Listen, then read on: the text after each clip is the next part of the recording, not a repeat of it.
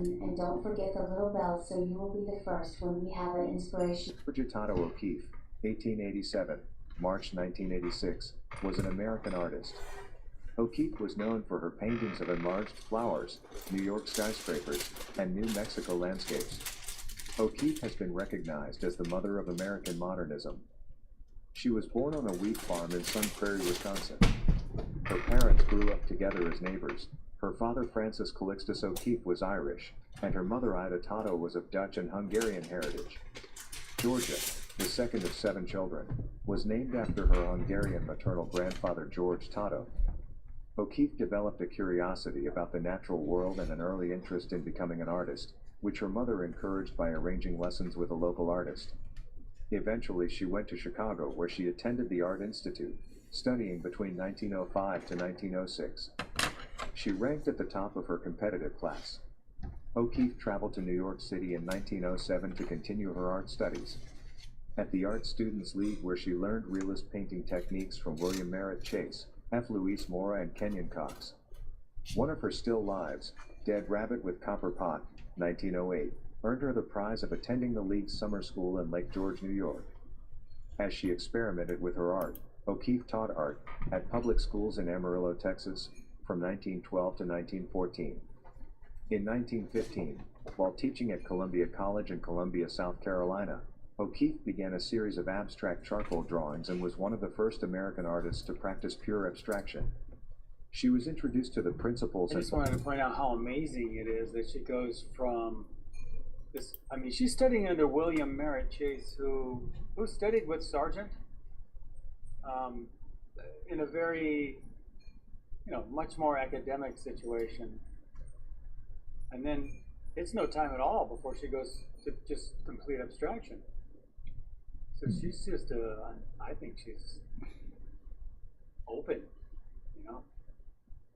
ready to work with what's going on, South Carolina, O'Keeffe began a series of abstract charcoal drawings and was one of the first American artists to practice pure abstraction. She was introduced to the principles and philosophies of Arthur Wesley Dow during this time, who created works of art based upon personal style, design, and interpretation of subjects, so rather this than guy Arthur Wesley Dow, someone you might want to look up. He's this incredible designer, and he teaches how to compose and design. He's got some, even now you can read his books. They're they're complicated, but he uses the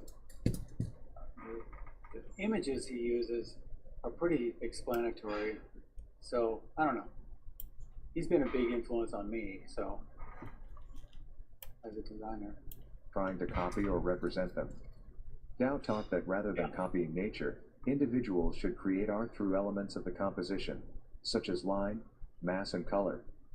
He wanted leaders of the public to see art as a living force for all in everyday life, not as a sort of traditional ornament for the few.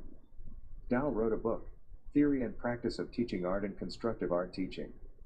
You should look into his theories, very interesting.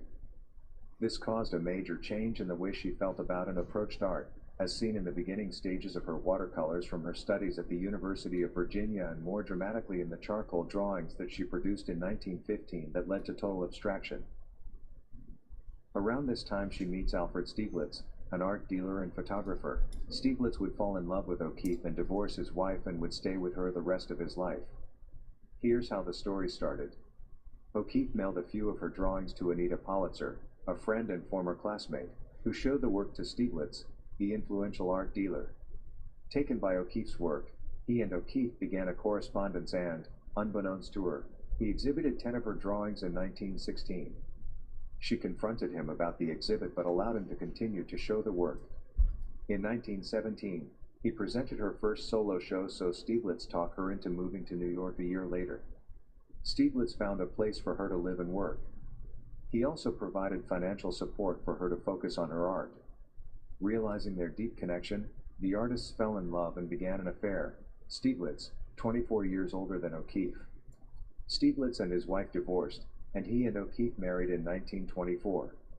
So this time there was at least one person who did not like O'Keeffe. O'Keeffe began creating simplified images of natural things, such as leaves, flowers, and rocks.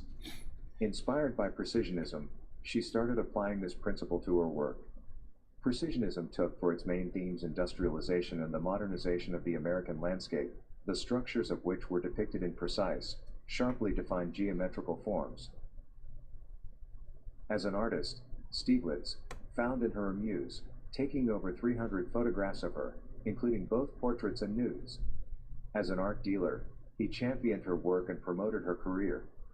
There are many risque photos of O'Keeffe which are tame to today's standards. Inspired by the vibrancy of the modern art movement, she began to experiment with perspective, painting larger-scale close-ups of flowers, such as black iris. By this time, she had become one of the most important and successful American artists, which was a major achievement for a female one thing artist. I'd like to point out is she was doing this this precisionism, which is extremely geometric and structured, and then she goes to this, which couldn't be more organic. It's wild that she's so dynamic. She's really hard to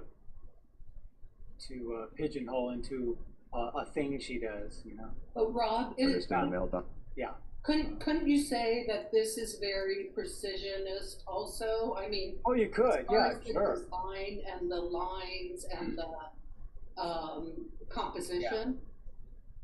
Yeah, I guess I was just saying that she's more like a geometric in the other one, and here she is very organic. But you're right, she's pretty precise as well. You're right.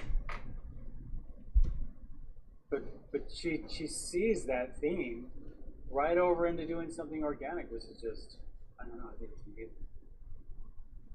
And she does have such a unique way of seeing, especially for the time.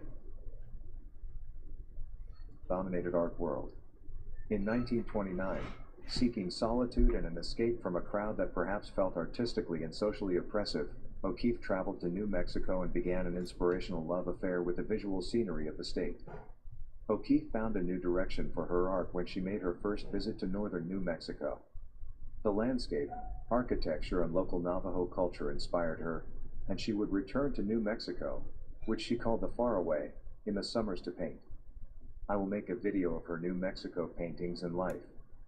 For 20 years she spent part of every year working in New Mexico, becoming increasingly interested in the forms of animal skulls and the Southwest landscapes. O'Keeffe split her time between New York, living with Stieglitz, and painting in New Mexico. She was particularly inspired by Ghost Ranch, north of Abiquiu, and she decided to move into a house there in 1940. 3 years after Stieglitz's death, O'Keeffe moved to New Mexico in 1949. Now O'Keeffe spent much of her time traveling the world, finding new inspirations from the places she visited. In her later years, O'Keeffe suffered from macular degeneration and began to lose her eyesight. As a result of her failing vision, she painted her last unassisted oil painting in 1972.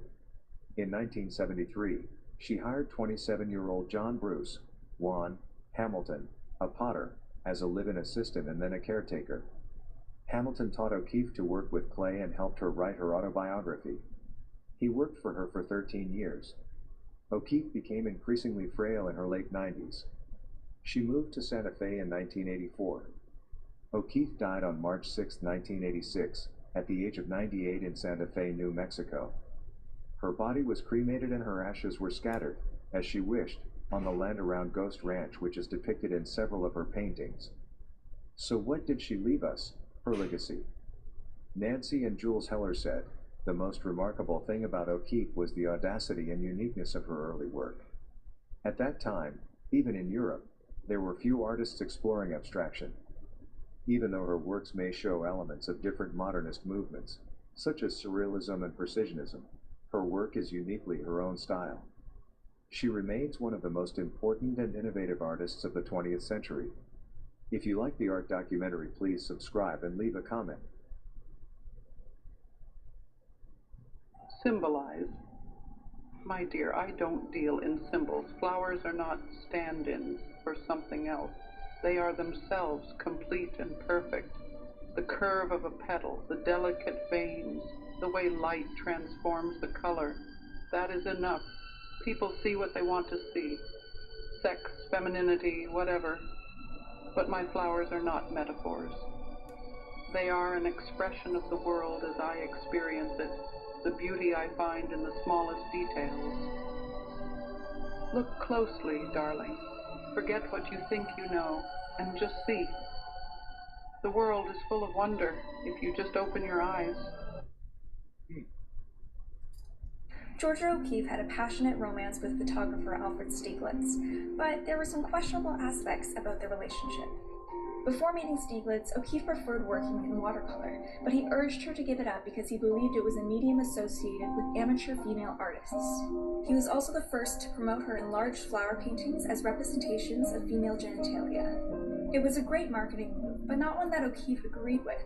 To her, she was simply painting flowers. She even addressed her fans and said, So that's where it comes from. Stieglitz wanted to market her as to kind of use the flowers as sort of a marketing gimmick. In a more provocative way. Yeah.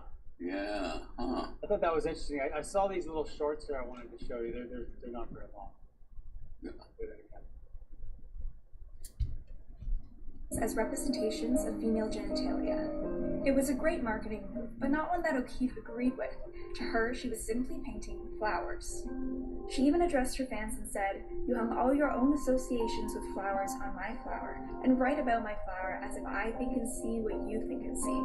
And I don't. Alfred Stieglitz also took a series of stunning photographs of Georgia O'Keeffe in the nude. When exhibited, they caused a public sensation, only feeding the erotic interpretations of her work. Their relationship met its greatest conflict when Stieglitz betrayed O'Keeffe by having an affair with a younger woman. This deeply affected O'Keeffe's mental state, and she eventually had a nervous breakdown. Georgie O'Keeffe. That's a little strange, because they never mentioned that in the last video. I mean, you know, he just says that they were together for life. I think they wanted to focus on the positive. Yeah, yeah. That picture they just showed of the woman he had the affair with was, I think, in the earlier one, as an early picture of Georgia O'Keeffe. Georgia O'Keeffe had a passionate romance with photographer Alfred Stieglitz. It caused a public sensation, only feeding the erotic interpretations of her work. Their relationship met Now, weren't they referring to this photo as her mom in the last one? No, I think that was supposed to be her as a young woman, I thought. Yeah. Yeah, that's what I thought. Oh, that's Georgia O'Keeffe? Yeah, the face is very similar. Okay. It's now. Oh, okay. greatest conflict when Stieglitz betrayed O'Keeffe by having an affair with a younger woman. Hey, Dorothy Norma. Oh, that's right. Oh, so she, I don't know why they were. I think they messed up on that last video, because but this woman is the woman I guess he was having an affair with. Right. Yes. So believe none of what you read and half of what you see. Exactly. But you know, this is why I don't get too caught up into this. I just want to look at her flowers. Yeah. This deeply affected O'Keeffe's mental state, and she eventually had a nervous breakdown. Georgie O'Keeffe was a pioneer. I have to say, I guess she's right on that, but I have a hard time believing Georgia O'Keeffe would have a nervous breakdown over that. I could see Georgia O'Keeffe going, "Oh, okay." Yes, I agree. Whatever, I'm sorry, but you know, if you're gonna do what you have to do, then whatever. I'm over here doing my paintings. I don't know. But When it comes to romance and attachment, it can be very, very different part of you, not a part of who you yeah, I seem to guess be. so.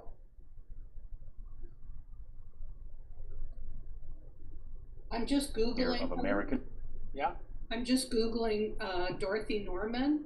Yeah. She was a photographer, and although she was married and he was married, they entered into a long-term affair after Stieglitz began mentoring her. Their relationship continued until his death in 1946.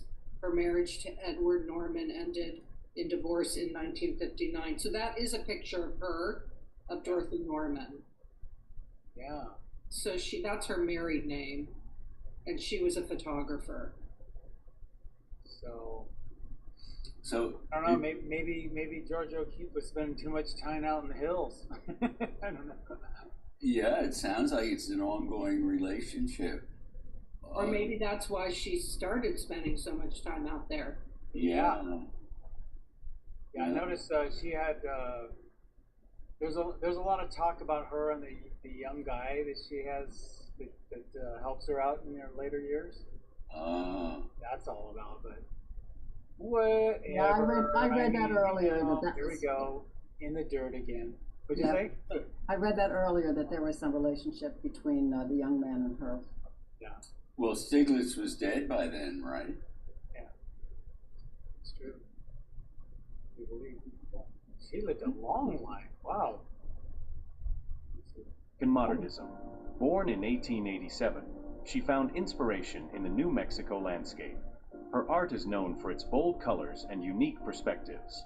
O'Keeffe's flowers often symbolize feminine strength and beauty. She also captured the essence of the American Southwest in her work. O'Keeffe's influence extends beyond art. She inspired generations of artists. Today, her legacy lives on, celebrating creativity and independence. That was it? I'm sorry about that. I didn't even have her work in it. I don't know why I put that one in there. I think we got, never mind, that's fine. Not sure I wanted that one in there. Okay. So, interesting. She's sure is an interesting person. Sort of like, not like Van Gogh is interesting, but just as interesting, you know. Okay. So I thought this would be a nice one to have on the last day.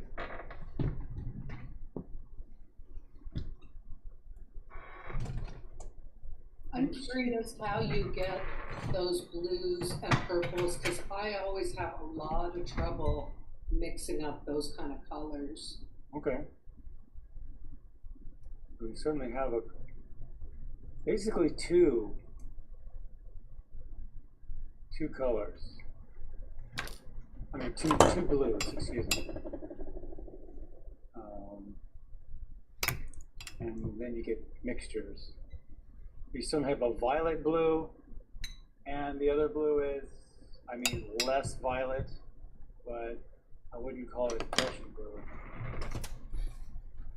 Green blue. Maybe like an ultramarine and a cobalt or something. I don't know. I don't know what to call it, but I'll make it.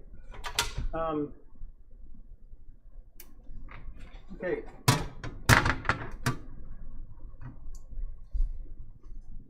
Pencil. Let's get this going here. I'll do this one here.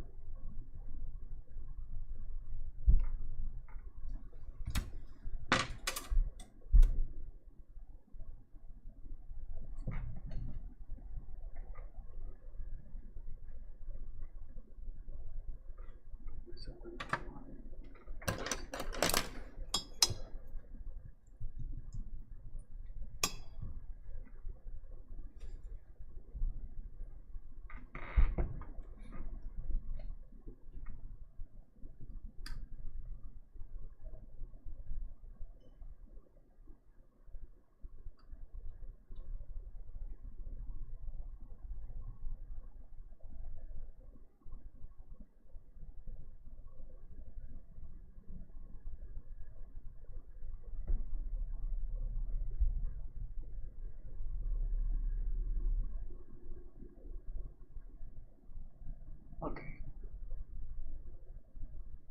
So, here's an interesting little thing to do. How about, let's not draw the flower, let's draw the negative shape around the flower. this shape. You don't have to be perfect.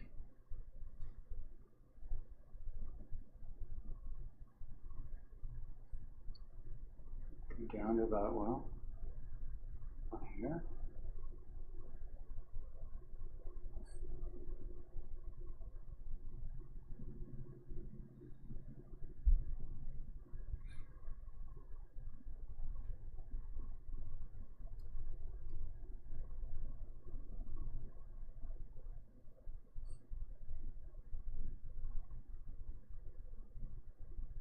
So you're really conscious of these areas.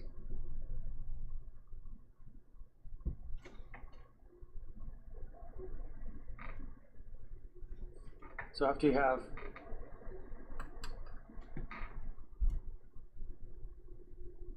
these in, go ahead and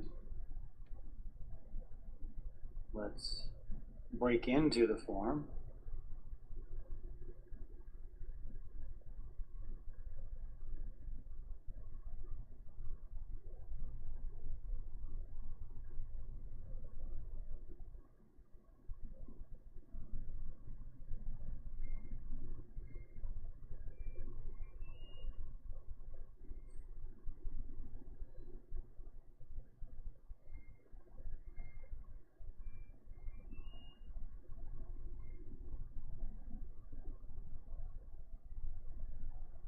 This. Oh, that's a little large. We have to make room for the rest of it down here.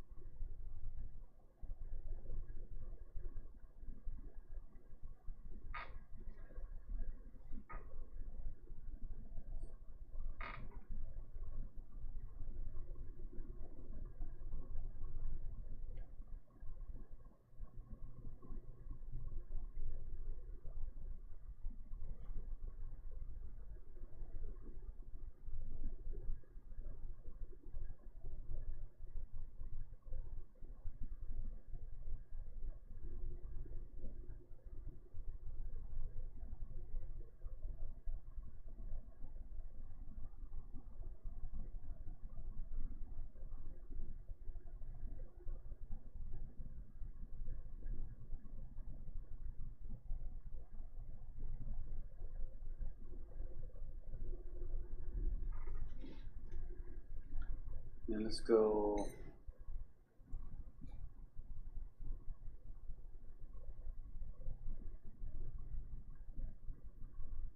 the value study here. I'm just going to use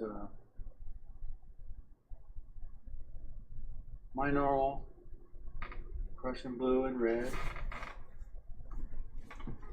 cat red.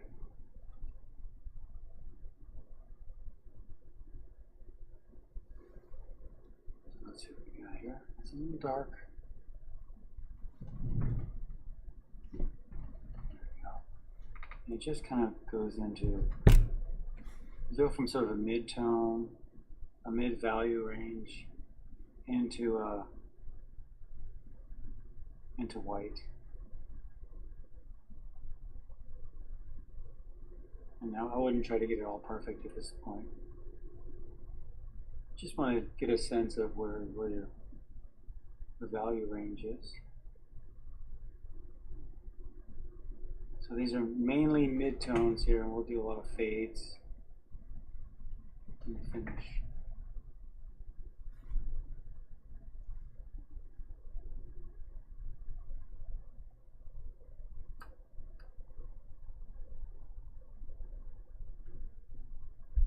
Look how this one goes from dark to middle to almost white. Not white, but very, very light.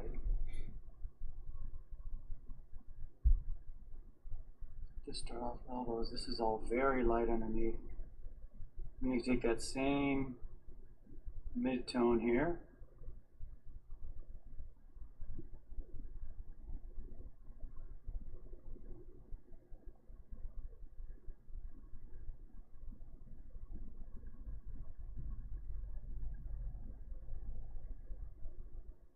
This is a great exercise because you're going to be doing lots of gradations from light to dark. Smooth gradations. You can tell she uses lots and lots of little strokes, lots of strokes. So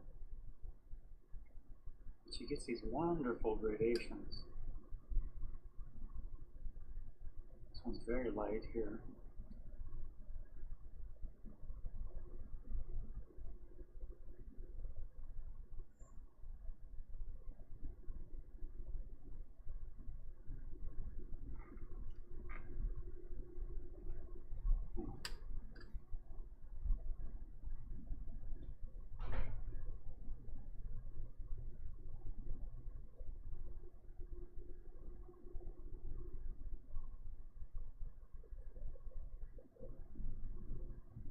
Now, how we get something clearly lighter,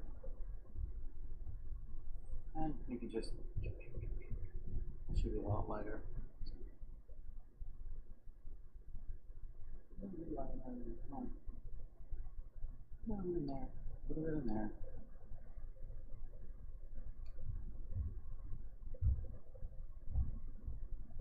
I'm trying to transition. Just want to get some light things around here. The yellow to yellow orange gets pretty light, and then actually a bit darker around that center too.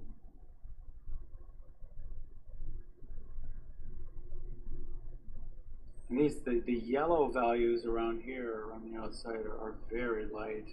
Even my pencil lines are too. It's about the same value as the white almost.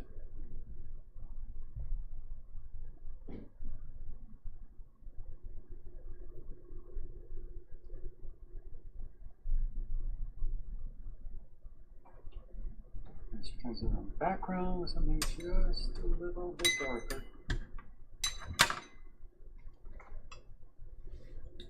She uses the background to set things off, so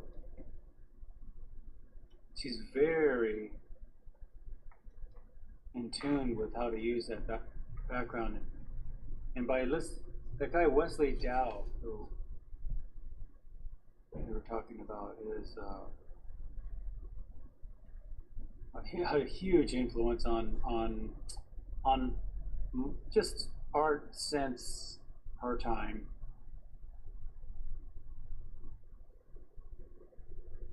I know, Rob, her time spanned like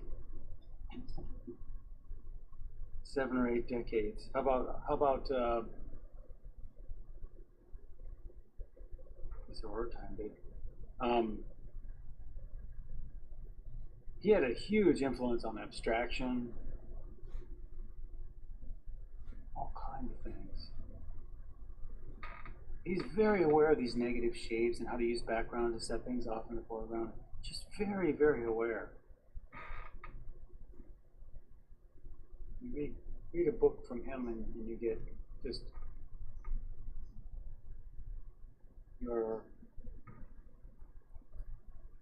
you can find them on they're really cheap. You can get a book on him, what's it called? Dover books? You know those old books you can get? I think it's called Dover books. I'll look it up. Should we ever do a painting of his? Well, I mean, it's more of his studies. I mean, I could dig up a book right now and show you, but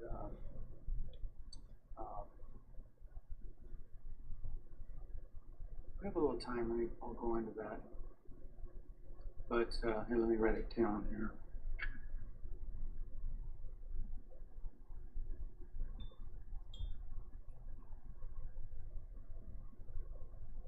Get into those darks. She gets really dark on those, doesn't she?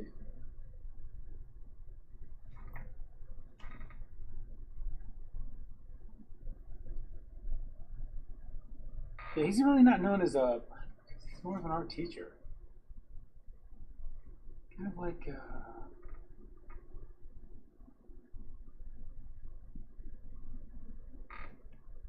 what's his name? I'm coming around here with the darks. nail those darks. They're basically as dark as black. And we'll work on the gradations later. You don't have to get them.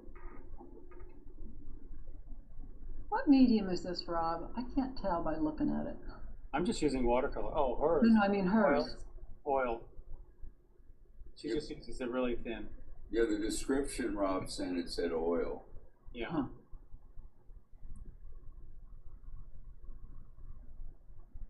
Yeah, as I blow it up, I see that better. Yeah. It looks like it could definitely be a watercolor, though. I'm sure she could do it too. I just can't imagine how you'd get those very feathery strokes like that in watercolor. But Oh, sure you can, yeah.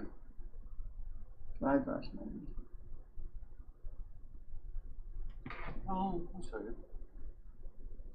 Good. That's why we're here. Yeah. Let's see. We can do it. Yes, we can. There's really nothing down here. You do get a few values in here that are sort of not nearly as dark as this black, but you get some things in there a little bit darker.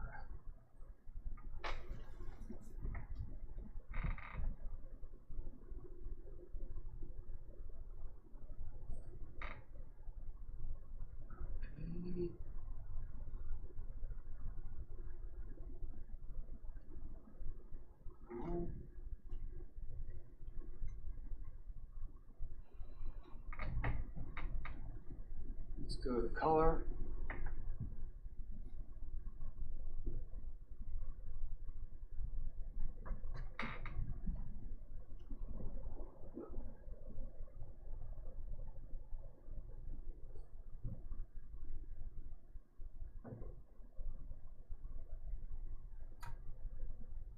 Get this thing in there. Yeah. So we'll draw the same way. If you're having a hard time just getting all the curves in there, just draw straight like that first. Maybe like that. Come down like that. There's the center. Maybe it's about that wide.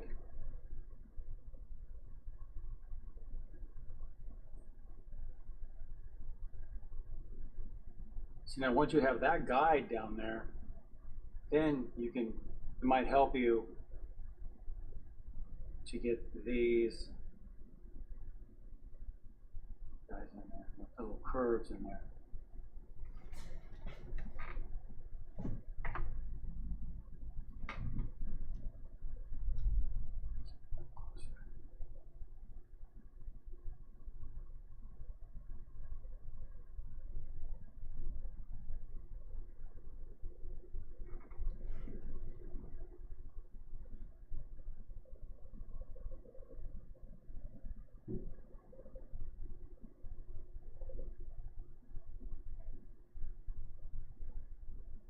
So I think that's actually how we should do the finish. We should draw the finish in.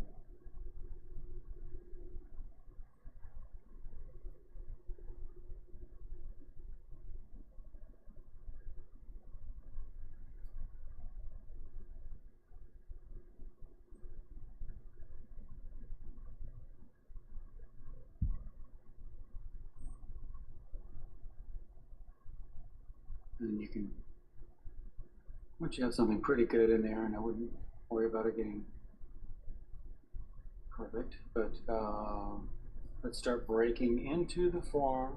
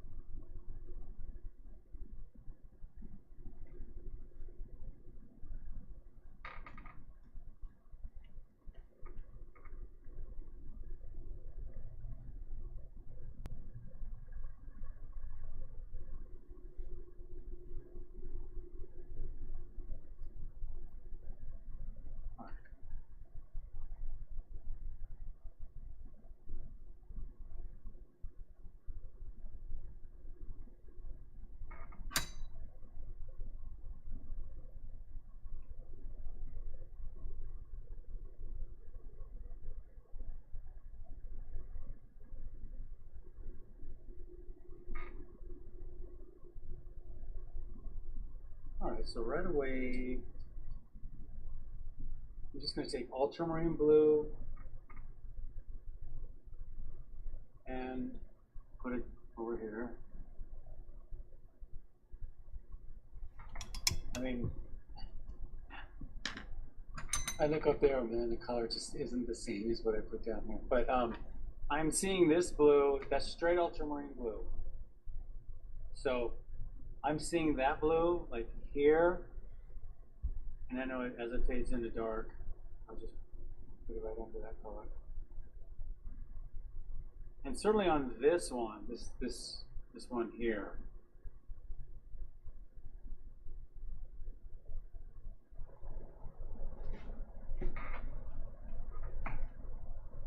and this one over here.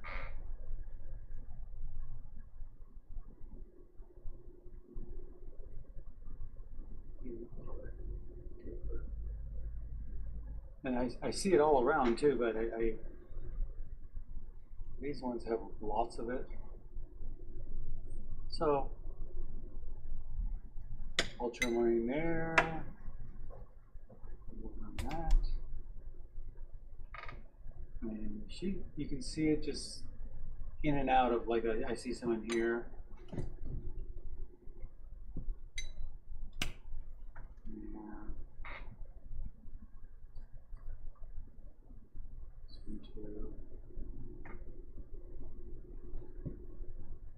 And then let's make a color that has a lot more violet in it by mixing magenta into that color. So you've got ultramarine blue and magenta.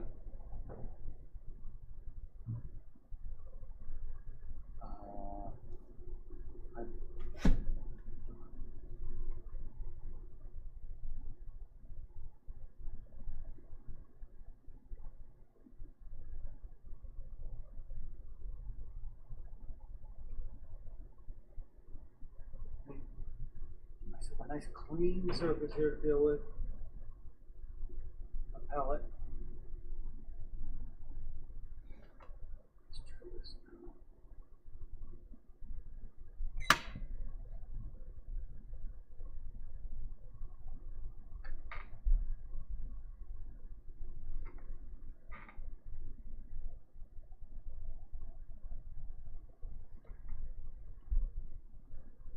There we go.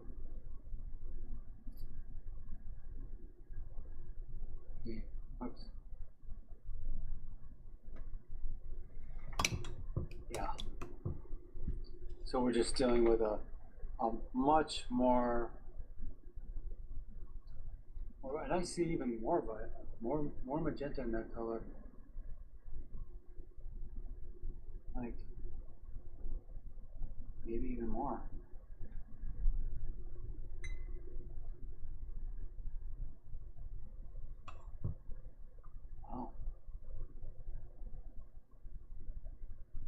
So I see it over here, and there's certainly some little moves of ultramarine in that too. She does a lot of mixing, but I pretty much think they're these two colors. Yeah.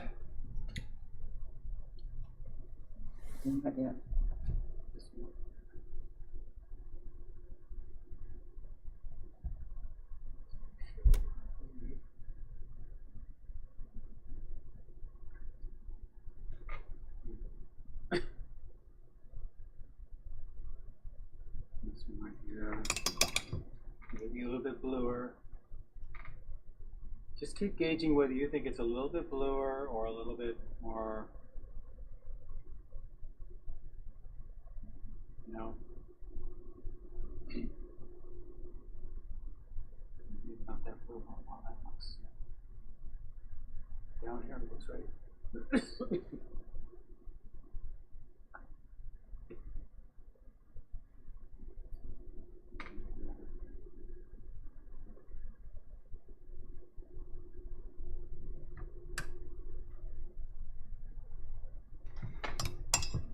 See, there's a little bit of that blue mixed right in.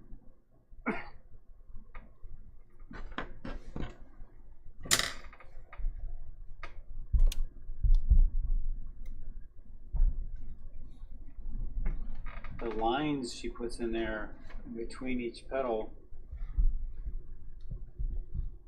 is more of the ultramarine blue. So I'd make a note of that.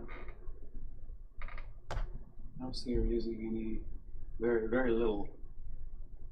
Yeah. Even on here, on the outsides and the insides.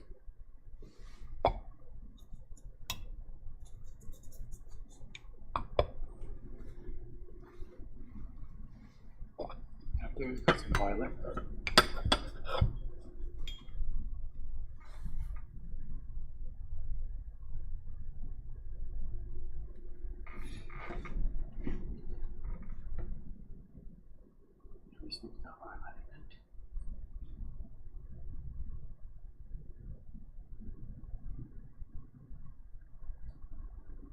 So here's very light. And then we have cad yellow, cad red.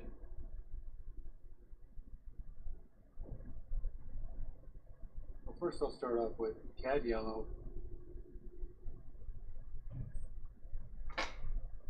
These colors are right out of the tube, so you might need to really squeeze out some new paint,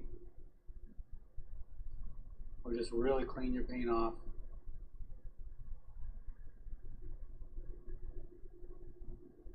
These ones. And then I would just go over the whole thing with the yellow first. And then start introducing cad red.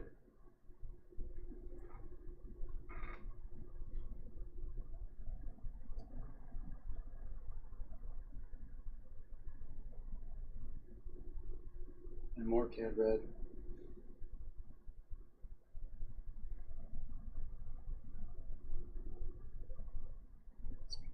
Maybe a little too much.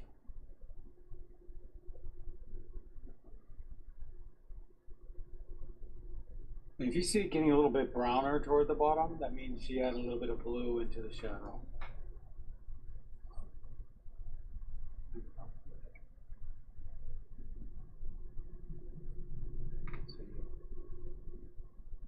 Either way.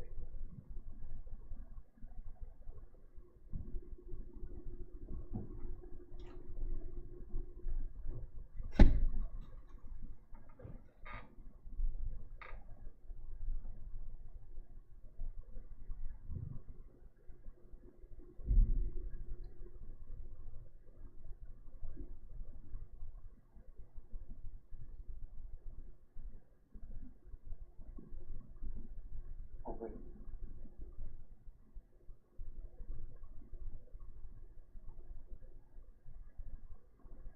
So back here she gets pretty, we'll just call that violet. We'll call the other one blue. Yeah, mostly blue in the background. I'll use just ultramarine blue. Remember, the ultramarine blue already has violet in it. It's kind of a, I like to call it a redder blue.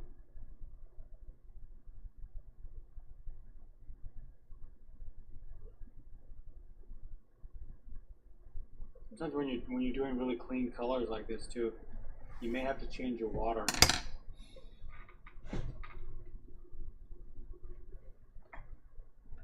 I think I'll change mine before class, before we start on this.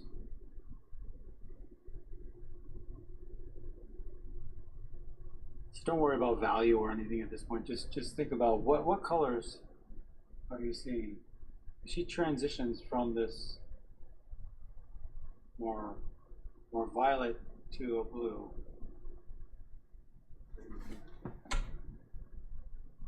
See more blue up in here, more blue up in here.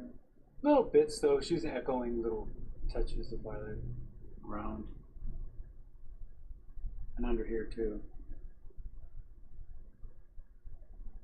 It's blue and violet.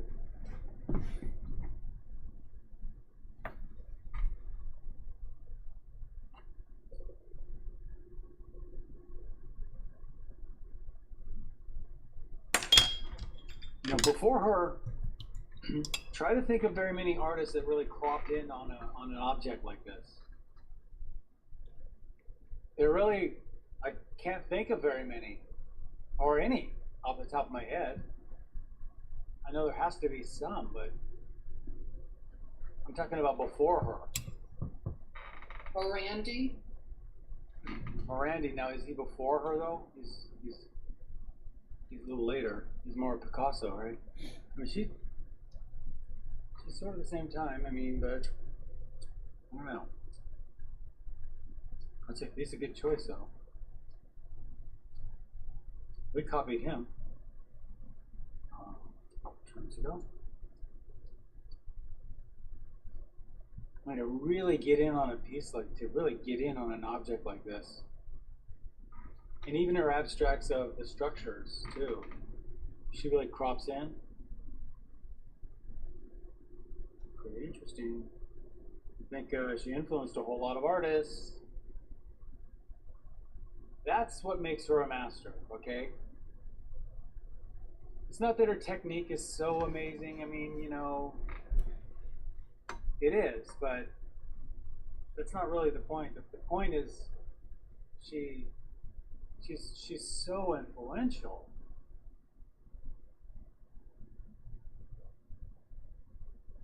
And that spin-offs into all kinds of, you know, it's the way that they're designing magazines and they're designing all kinds of things. Anything visual, she's shaping the way we see things. So, and then she becomes the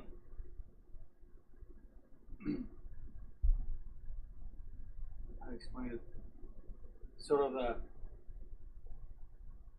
the new way of seeing.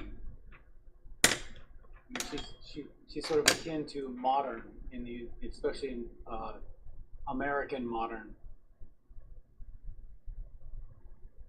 And at the time where we became, you know, a huge presence on the world stage. So pretty interesting.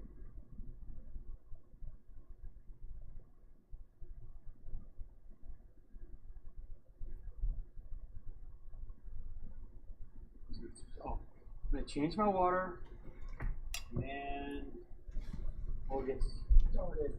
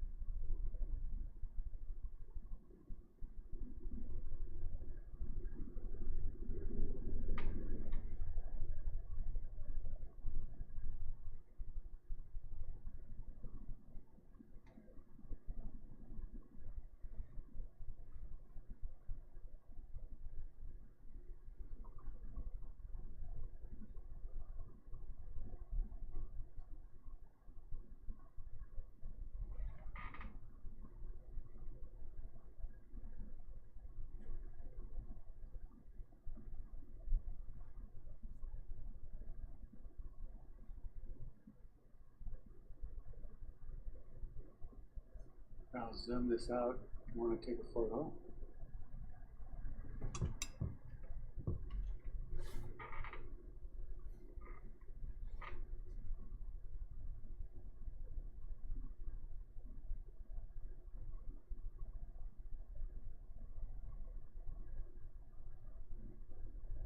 Arthur Dow.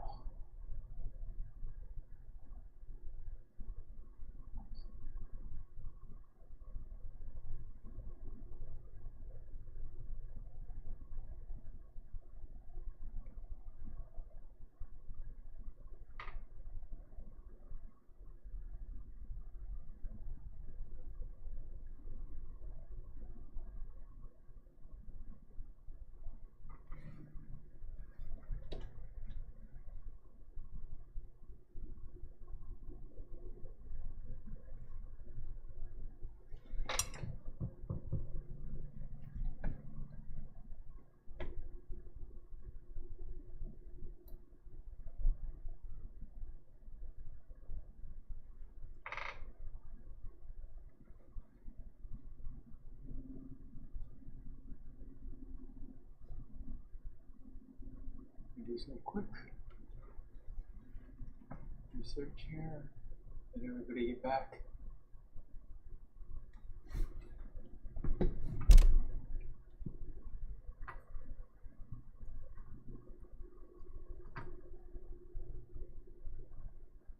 it is.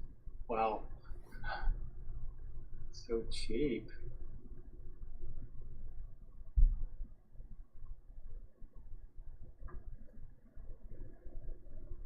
I'll give you the Amazon book. On Amazon, you can get it for $12.99.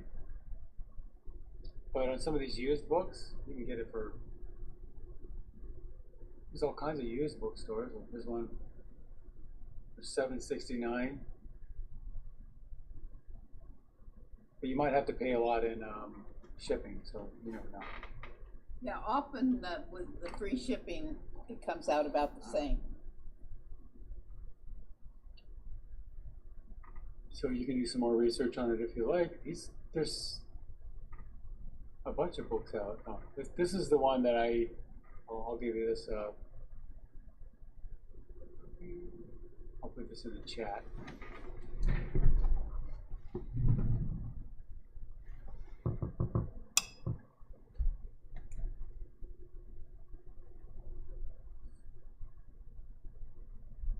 That one really influenced me when I was learning about.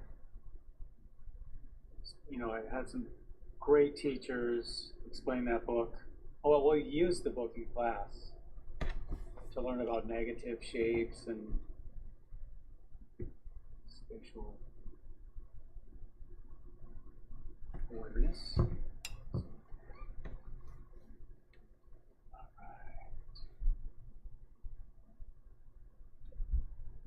I love having these studies right here on the page. I usually have them off to the side. It's nice to have them right there. Okay.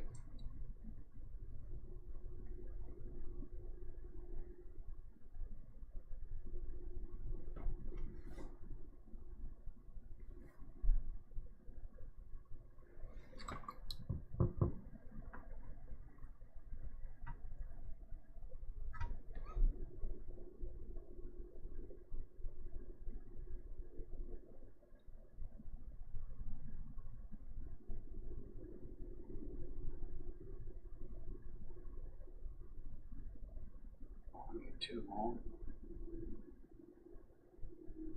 Let's get the shape right.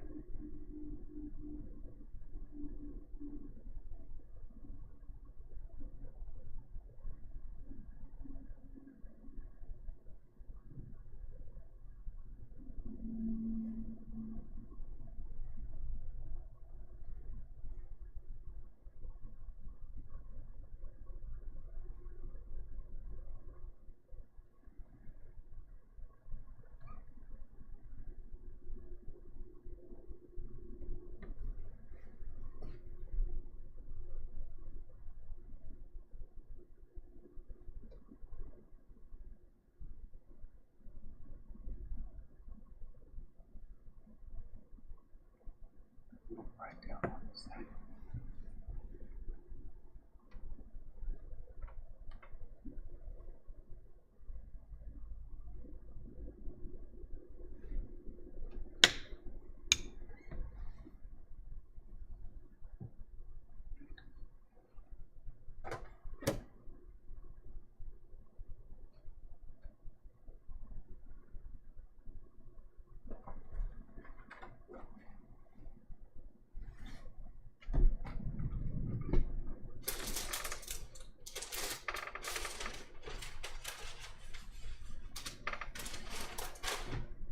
See if anything's a little bit wide.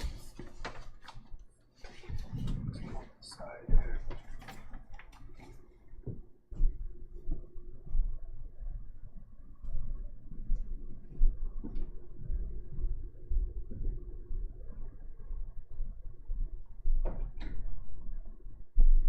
All right.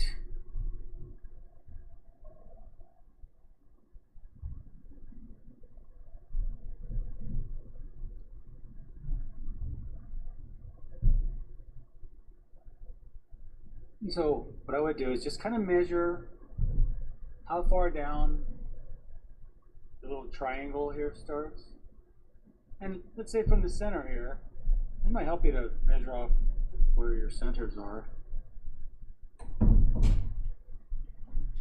Because if that's the center, you know, how far from the center does the flower, just kind of ballpark that.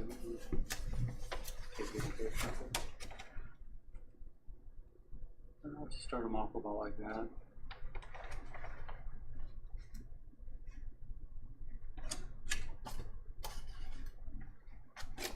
And then you can start this one off. A diamond shape, really. So here's a bit thicker.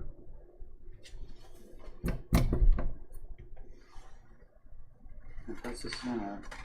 Okay, the middle of that flower comes really close to the center, so this middle stem part of it. So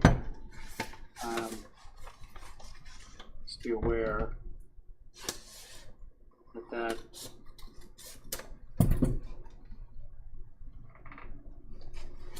is fairly centered.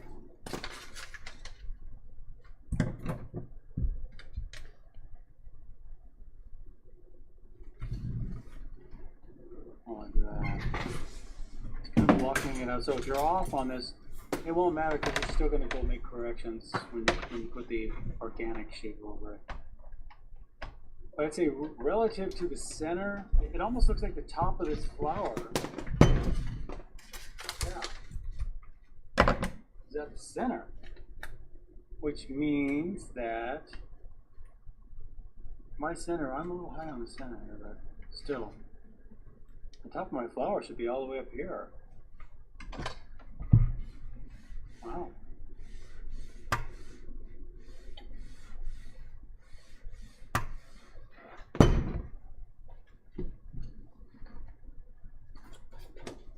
Because there's quite a bit of flower down here, so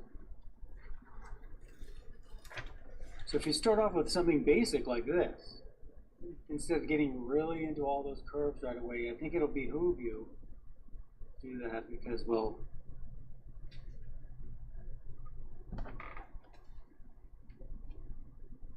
use these as guides.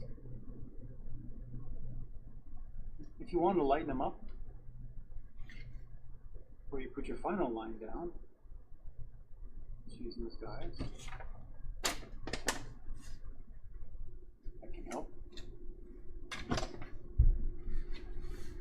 Now,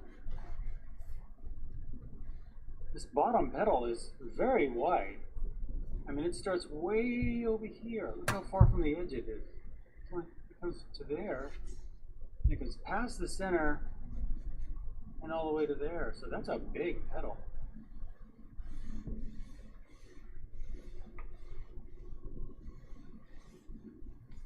Just kind of rough it in like that. Rough it over like that. Again, you don't even have to nail that shape right now. I would just kind of rough it in and then see, you give yourself more chances at it by taking more than one stab at it instead of trying to nail it on the first try. That's why you look at master drawings. You'll see, to come up with one line, you'll see all these little scribbles underneath it. Because they probably use 3 or 4 or 10 lines, who knows?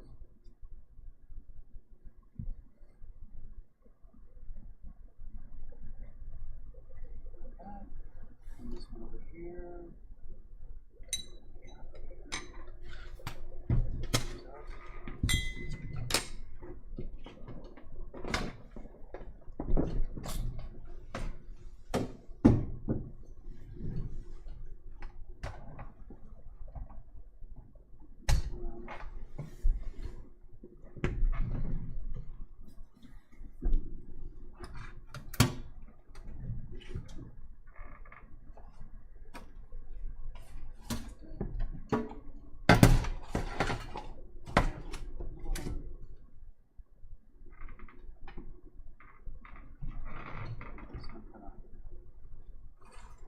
It almost overlaps. It almost looks like you're doing something like that.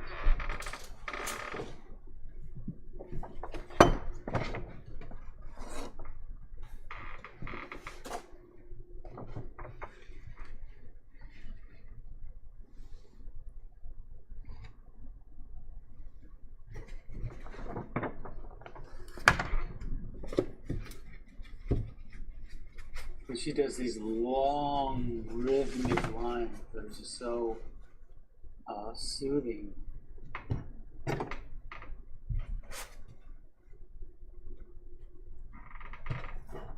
It's like visual zen.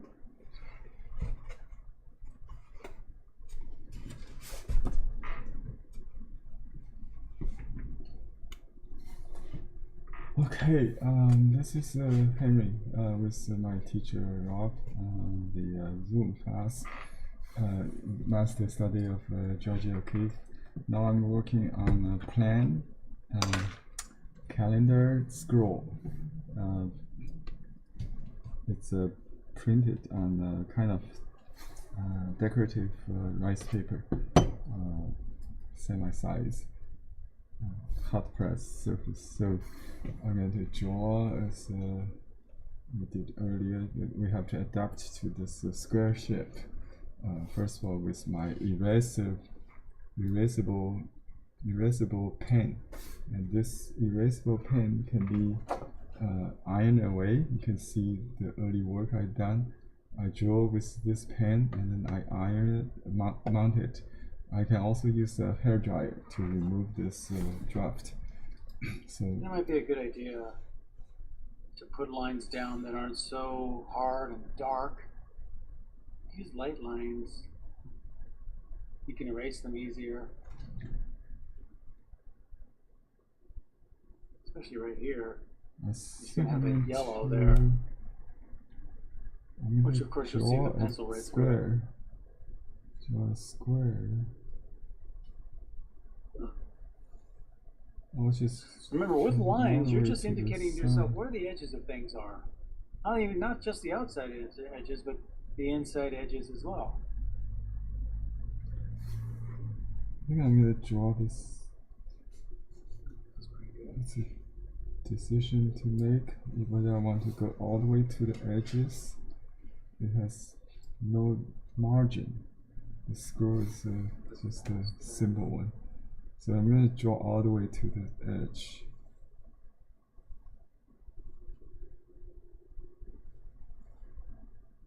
Negative shapes.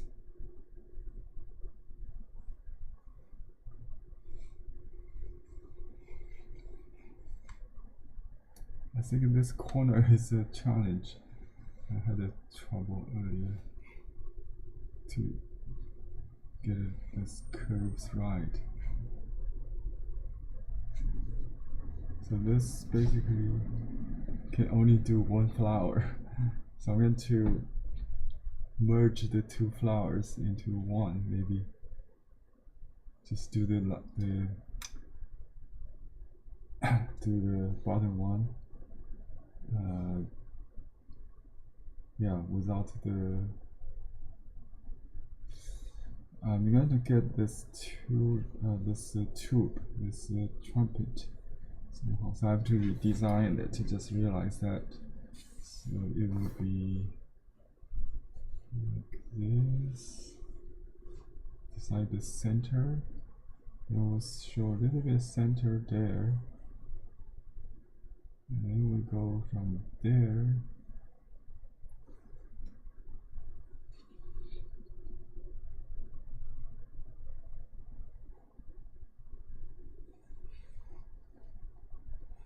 I was wanting to see some orange up in here.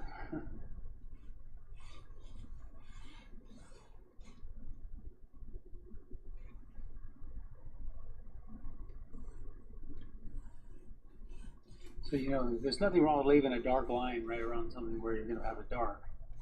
But if it's going to be white, like here, maybe I want to just lighten that up or erase it. Just so you see some sort of residue of what to do to give you guidance. There we go. These all have little white gaps in between each. Like for instance, here we got this, and then there's this white that comes around it. So I want to indicate that.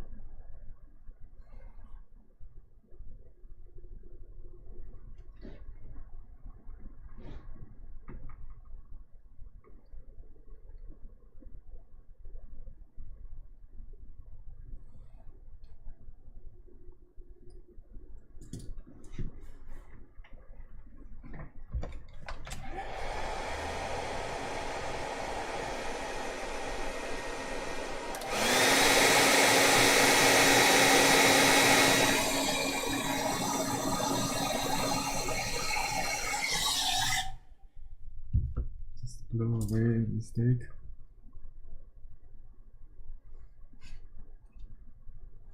Same up in here. If I throw them in like that, I can come back and lighten that up, but it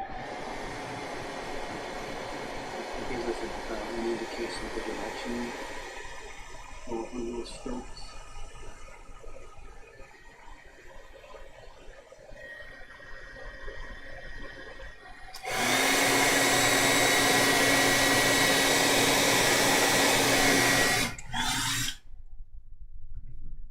We'll just keep it bottom loose like that. I think we don't have to do the tulip. The trunk, I think that's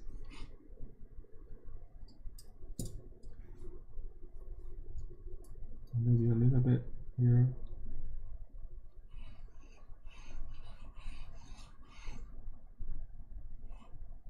Suggestively.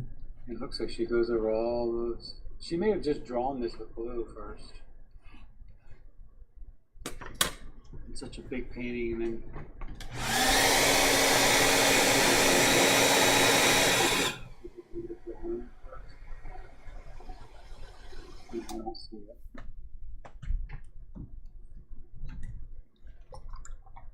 and just remember too, the color that you see on the computer isn't necessarily the color that she's using.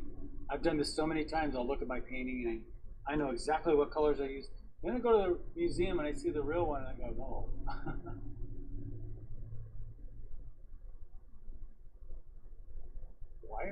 Why do I have violet blues and she's using like Prussian blue?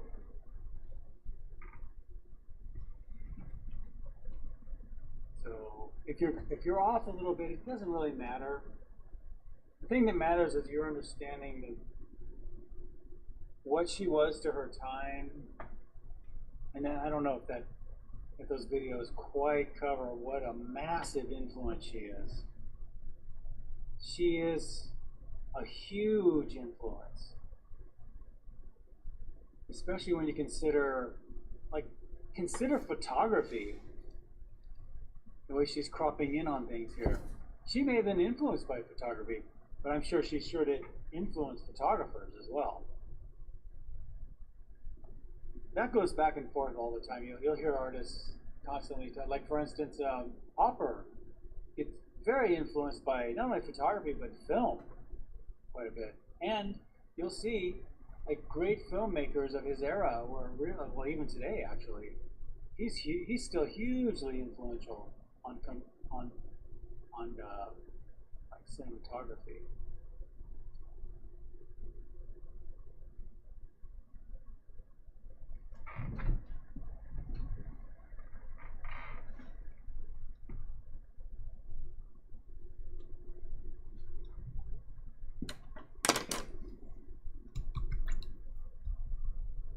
So where to start? You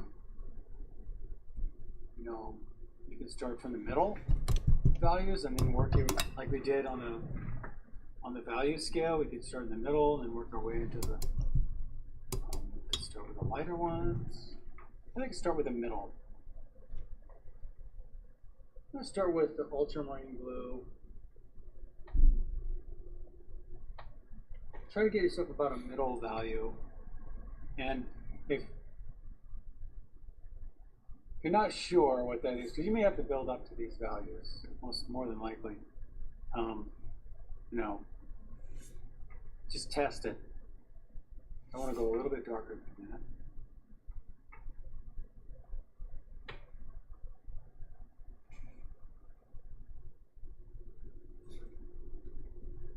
Yeah. Just starts pretty. That looks so green up there. Gosh. Here, I'll add a little more violet to it. Magenta. I'm adding a little more magenta to my color. Gosh. Even my regular blue. No. Yeah, just a little more magenta.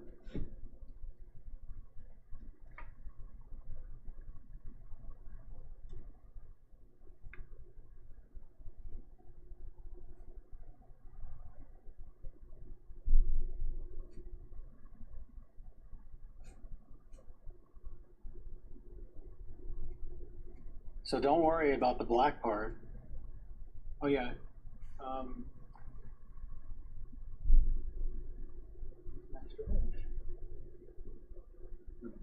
Where's this one? I can't find my other brush. Okay. If you keep a wet brush, a damp brush out, you can fade that color. So let's put that out like that, just like that, all the way up to here, and all the way there. And as it comes down, you're just taking that damp brush and fading that color down.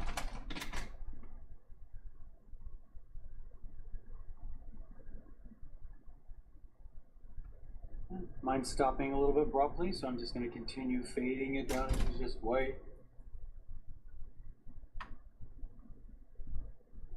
Like that. And, you could pull some little strands in there if you like.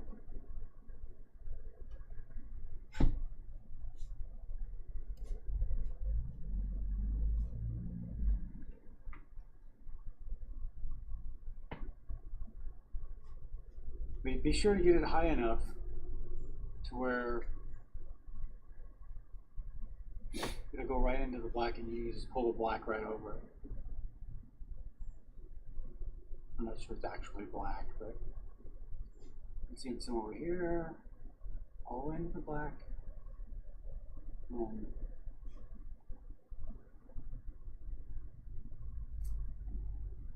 And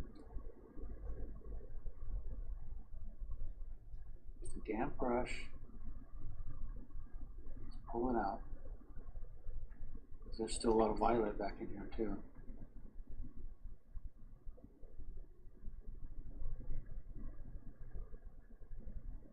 And you're right, a little dry brushing might not be bad. I think it looks actually pretty good. You got a little bit going in there. You can zoom in on this and show you.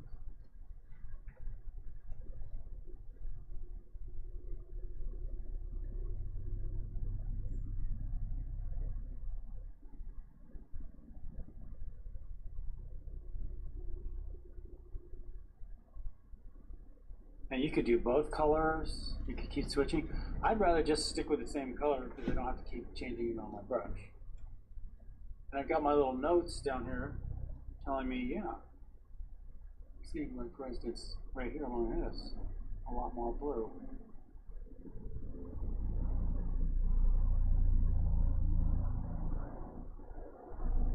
And it just kind of goes into a violet here.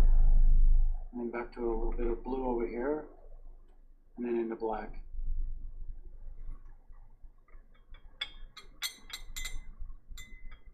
And again. Not very much water on that brush. The more water you put on your brush, the more it'll kind of bloom all over the place, you know. And do I mind that? Of course. Of course not. But looking for more of a blend. This is the way to do it. And there is sort of a line down the center here. And just, again, fade, so you could just take that brush and just fade it. There's even a little touch of violet next to that, but I'll hit that later. You'll see it's a pain switching. Now what some people do is they'll have one brush that's blue and the other brush only for the violet. And then you can keep switching back and forth if you want to do that.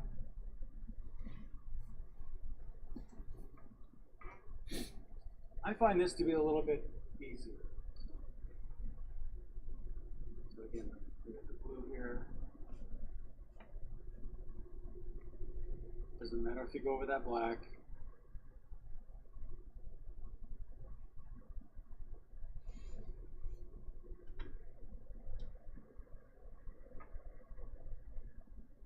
You know, if you do your strokes like this, she's got so many of those little strokes. That might help.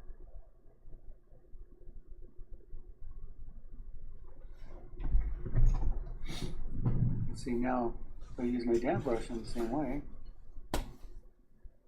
you might get a little bit of those striations that she has.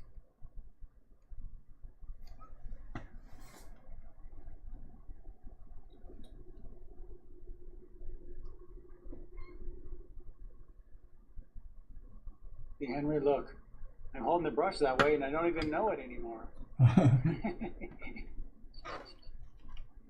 That's a Sumi way of holding your brush. I'm probably doing it wrong, but yeah, I will do that too. One with water, one with pens. So you spread the pens easily. Yeah. Yeah. Something like that. Smartest way I ever heard of it. Well, once you showed me doing, I started doing it and I got addicted to it.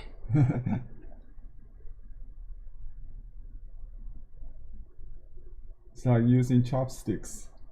Yeah.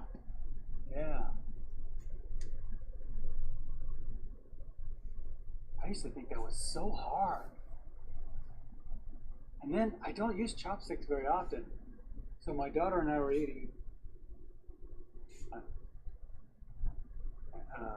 And then she said, show me how to use chopsticks. And I thought to myself, okay, but I'm not sure I remember. And I started using them like, oh, yeah, that's right. Just, you know. Anyway. Ride the bike. All right. Still wouldn't say I'm all that great at it, but very addictive.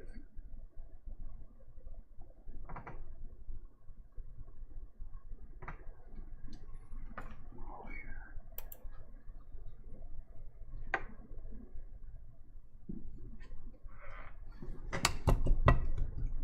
yeah, there's a little bit over here. There's a lot more violet in that, but I'll just goes to black there. Over here it's violet. It's interesting, she gives the black way out toward the edges out here, and then over here she has it on the inside.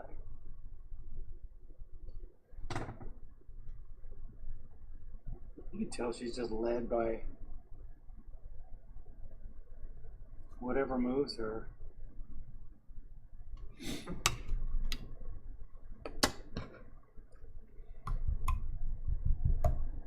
And right here you can just water.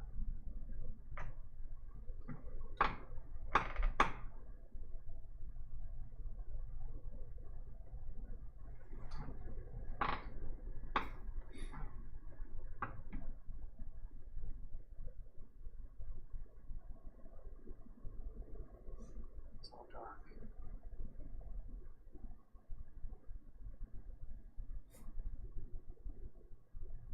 On these outer edges, it's a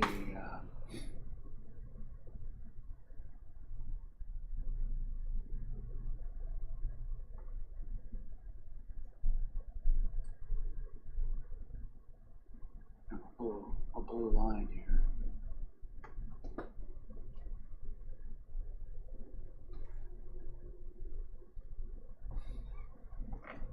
And a bit darker.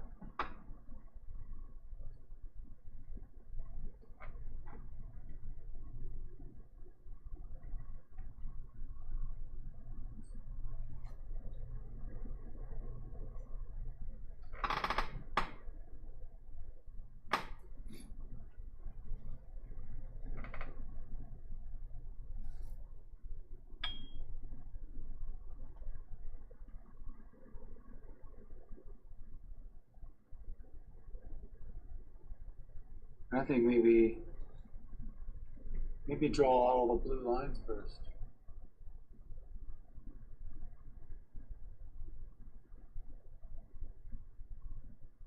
I wouldn't start off too dark though.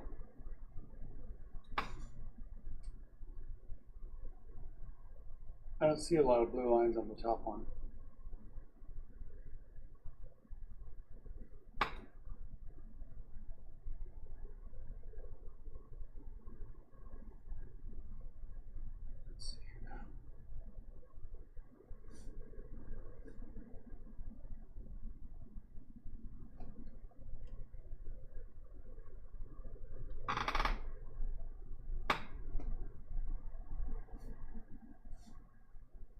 of dark.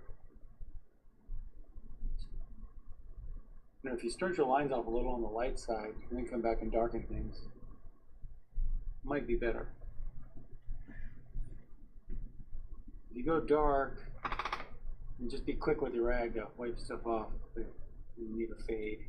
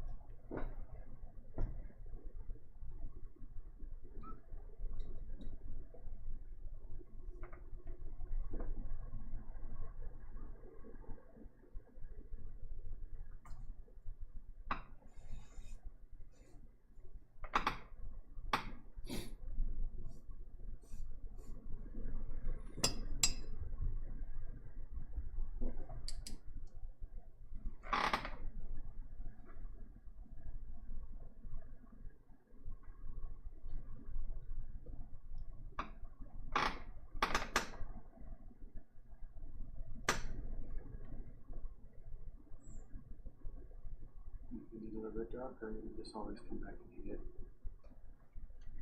darker in places.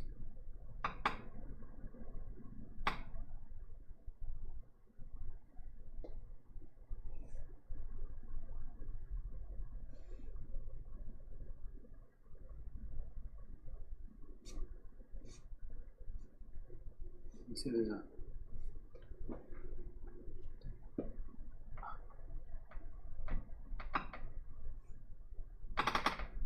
she leaves like a space in between the white, but if you need to get this border white, you can always use a little bit of white too.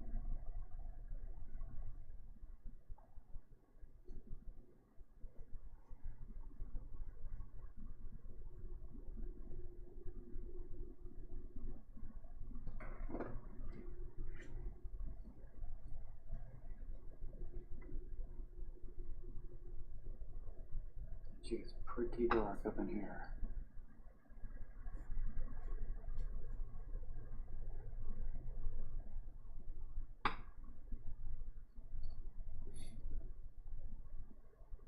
I'm going to start it off a little lighter. Come back. And hit the, I can come back up into here and hit a little bit darker anytime.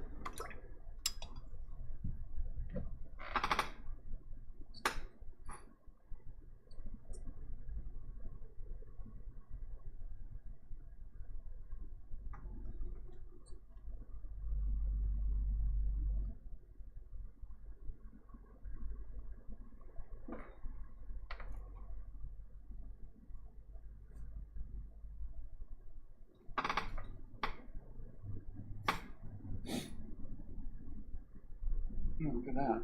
Maybe I'll just dry brush that in first. Because you get all the little strokes.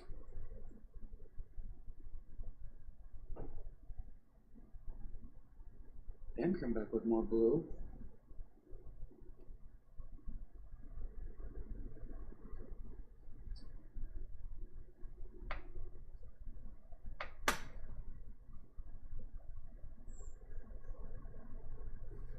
That works.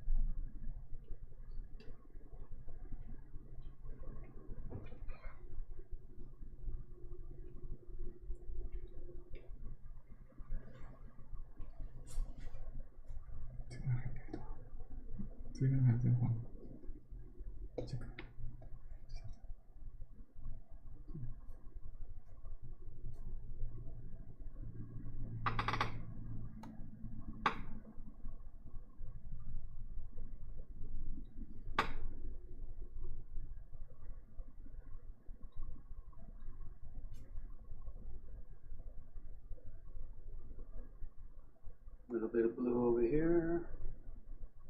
Most of that's your violet.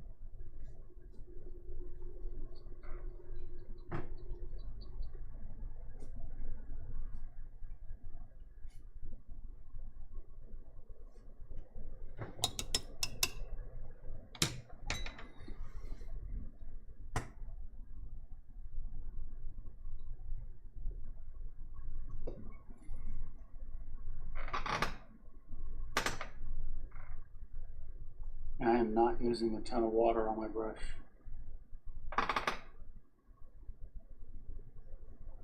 And when you feel things getting out of control, you probably need to get less water on your brush, but just make sure you don't have too much water on your brush or it'll get kind of hard to push around.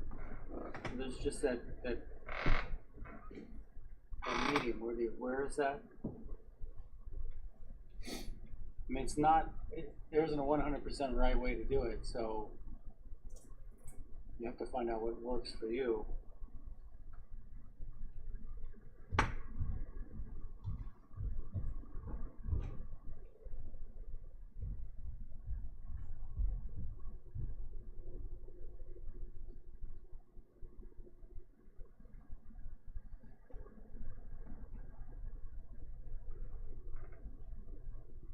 You know, before we get too deep into these flowers, I want to do some background too.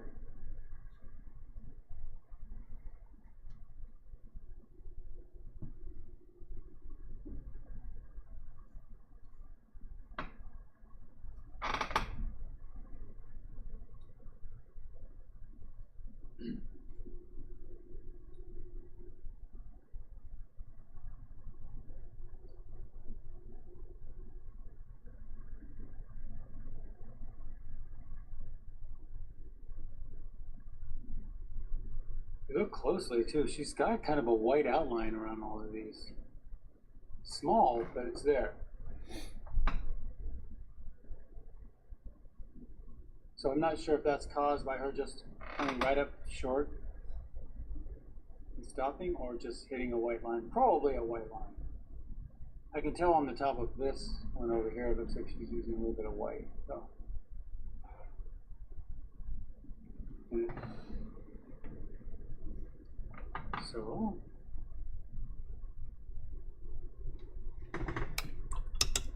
to start off with the violet on this one, and just right here.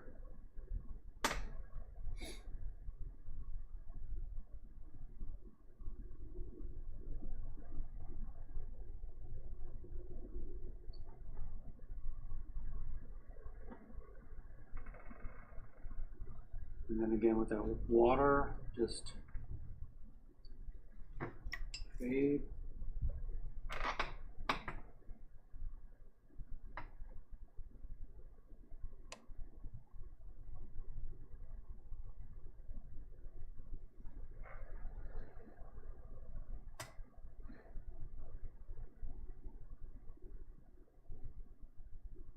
And we'll get darker with that.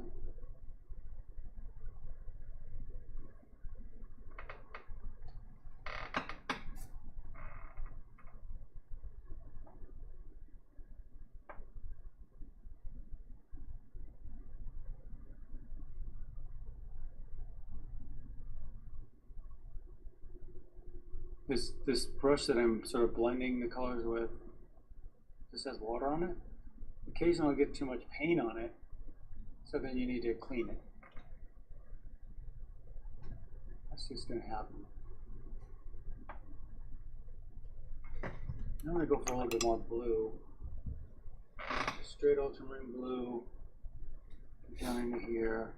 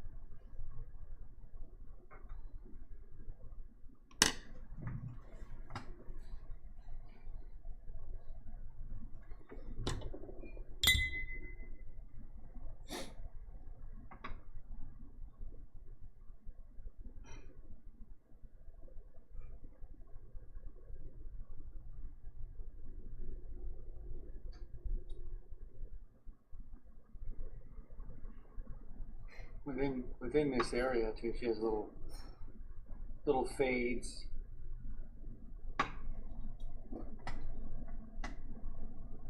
Modulations.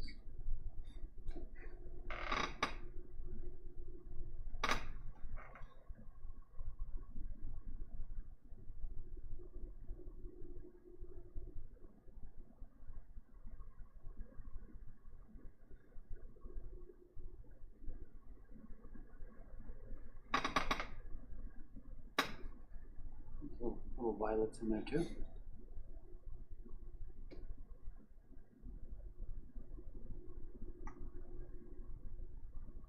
Just touching a little bit in there, a little there, definitely up in there. I'll just feather those out with a little bit of water. Mostly just a damp brush.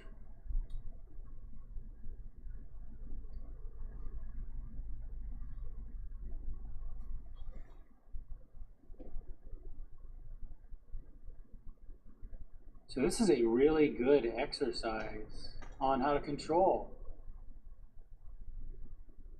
as well. I mean, so if you don't get all that much control, it's okay. Hopefully you learn something, but see, she's doing these gradations from dark to light and from color to color, right? One blue to the other blue. She's sort of fading them into each other. And by learning to do those fades, you get more control. So I had a teacher tell me once, if you really want to learn any medium, just sit down and do fades from dark to light, dark to light, dark to light. And then do from color to color, like a blue to a red to a yellow or something. And fade them gradually into each other so that you can barely tell where there's a start and a stop.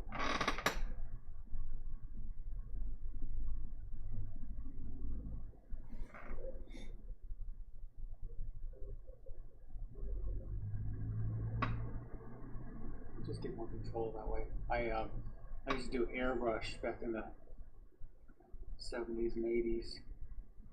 Oh, and I actually did a lot of the murals too. Not because I wanted to, but yeah, you really learn how to do perfect gradations when you do that. Of course, that sprays out in a very nice gradation naturally, so.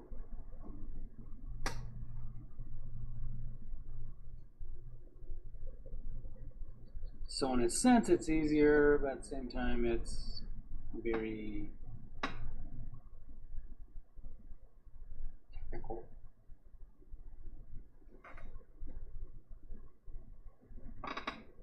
More technical than I wanted to be.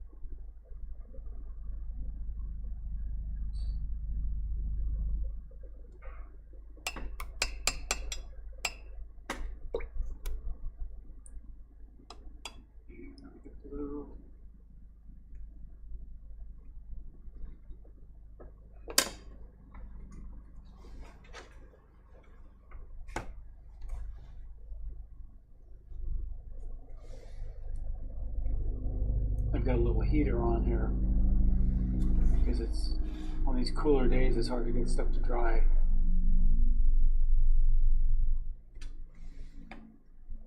And it's actually drying it too fast.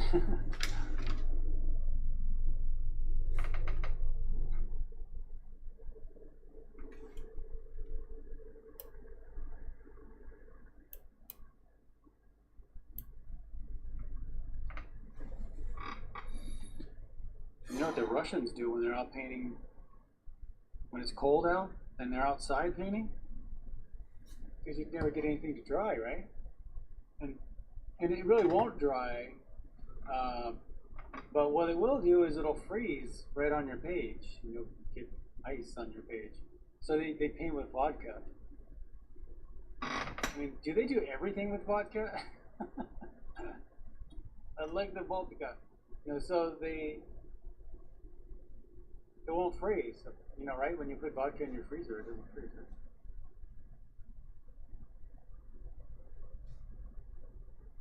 Probably has a hive. A hive freeze.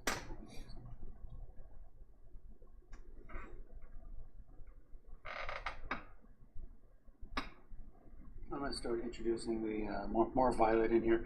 And with a lot of these strokes that aren't perfect, kind of clean, you can come back in and clean a lot of it up, but it's okay. I mean, I'm sure if she were to do this with watercolor, it wouldn't be absolutely flawless. Some people can, I mean, they're really good at their gradations, and now they'll get this really perfect. I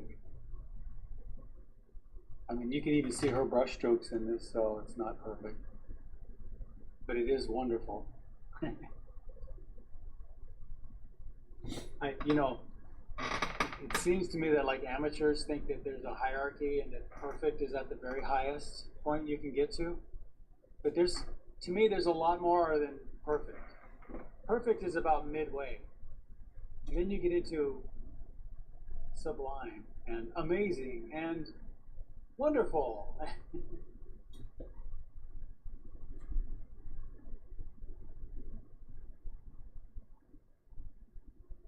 I think in the beginning too, you're trying so hard just to be able to control the medium. When you finally get control, a lot of artists are going, okay, now you can start painting. Like, wait a second, I thought I just mastered it. No, the mastery, that can happen for a few more decades. Oh.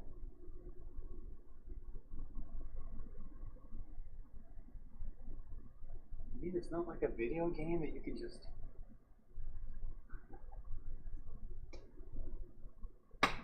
Okay. Now I'm going to get a little more into the violets in here now.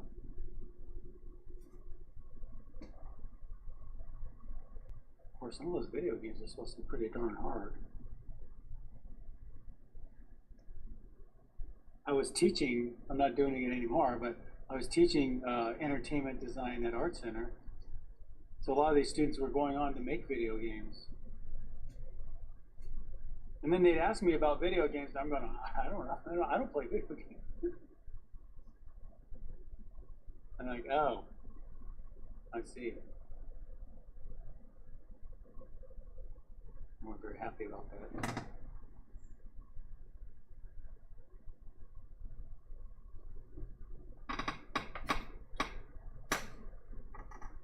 I'm just trying to show you, I mean, you don't have to play video games to show you guys about like perspective and form and all that.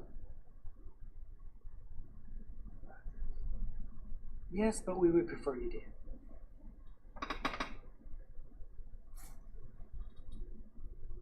Does Renee play video games? Renee wouldn't even know what to do with a video game. Okay, because it is a generational thing.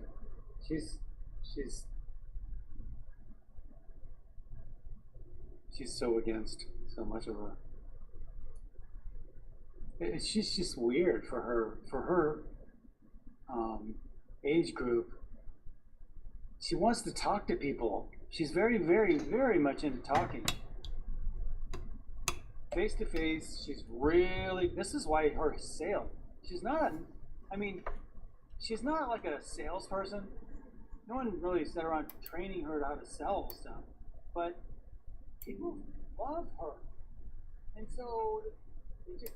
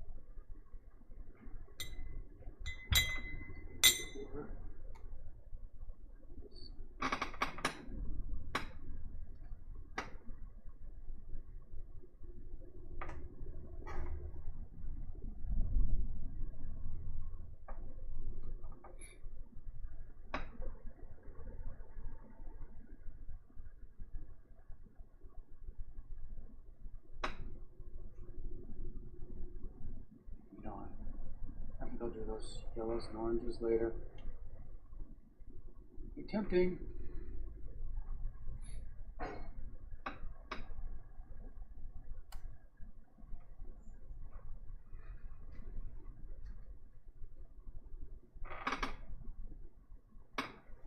Was it already 11:30? What happened? My goodness.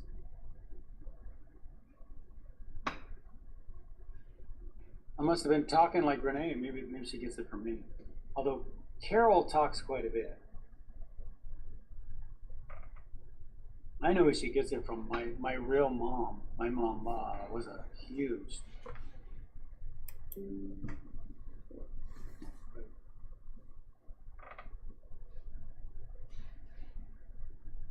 Talk to anybody for hours about anything, wouldn't matter what it is.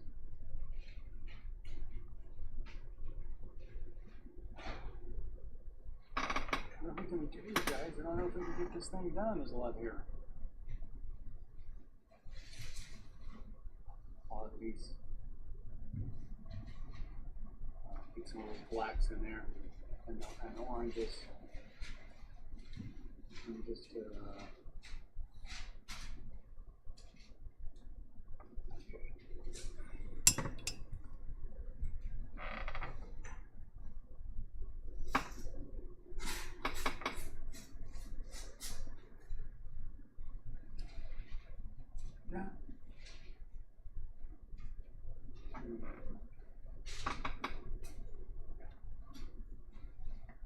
You could even wet the surface first, like that, just barely.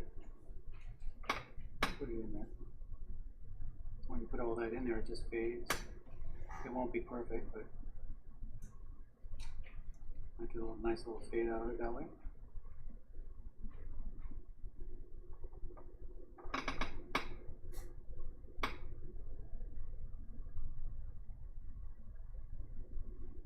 A bit darker up in here. Get a lot darker. It's pretty dark though.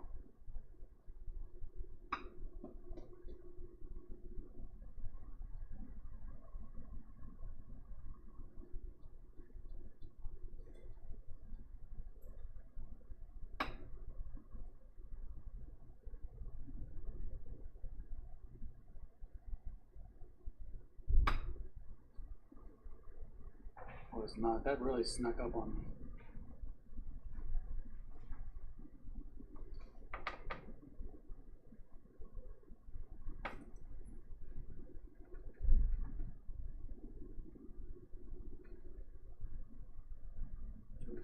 Let's get lost in the study of her art.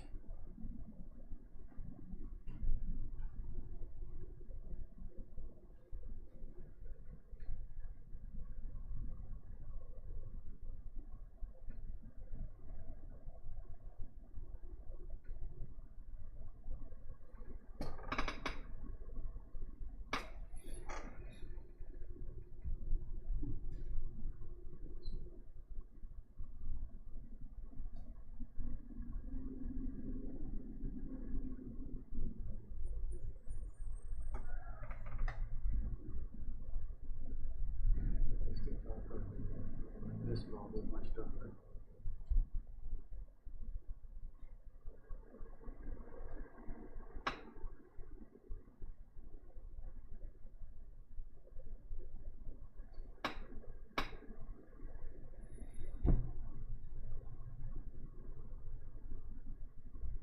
And then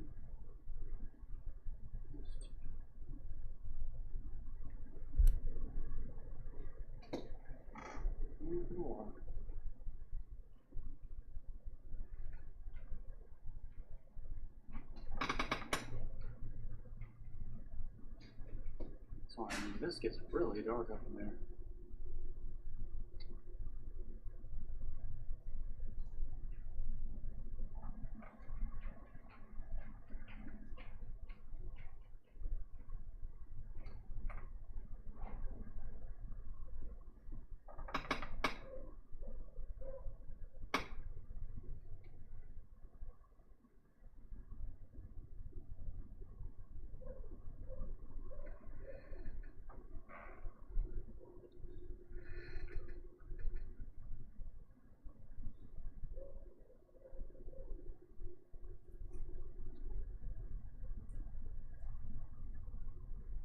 want to get some cadmium yellow.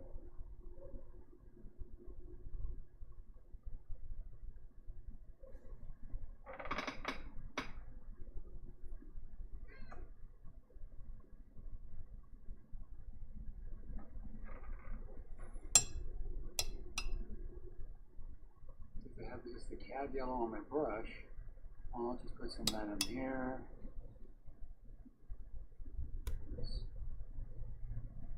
Might as well do that. Maybe just a little bit of cad red.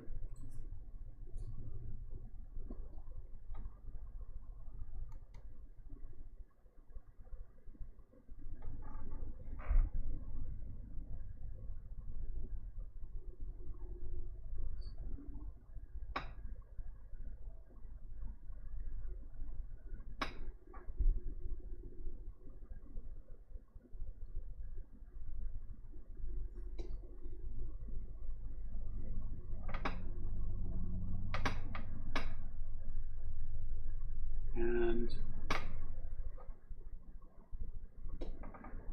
I'm just going to take, you could use black, it almost looks like she's using black. I'm wondering if it's just like an indigo blue or something really dark. So I'm going to go with my Prussian blue.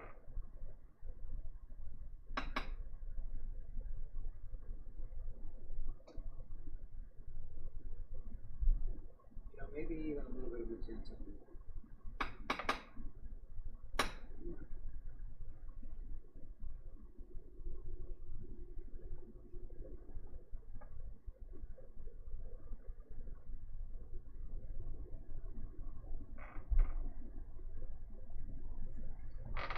I'm just going to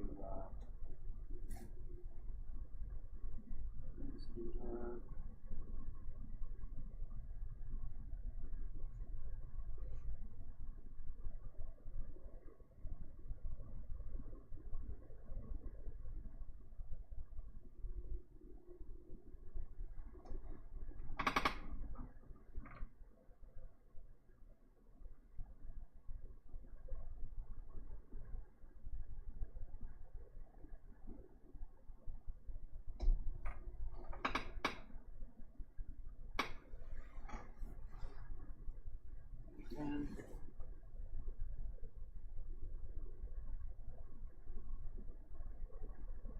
Yeah, brush here too.